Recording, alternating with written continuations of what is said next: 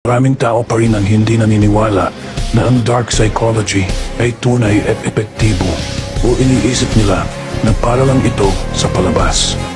Kaya't ngayon, bibigyan kita ng isang tip kung gaano talaga kalakas ang dark psychology sa pamamagitan ng pagtuturo ng isang walang harm na ngunit epektibong trick na maaari mong subukan sa iyong pamilya at mga kaibigan.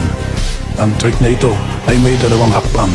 Una, lumapit ka sa kanila at sabihin, "Hindi ba't nakakainis at nakakabahala ang mga tao na may dry lips?"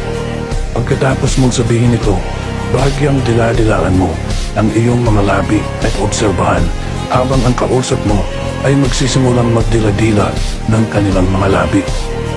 Ang trick na ito ay gumagana dahil ayaw ng mga tao na maging bahagi ng nakakainis at nakakabahalang uri, kaya't dinidilaan nila ang kanilang mga labi upang tiyakin na hindi sila kabilang dito.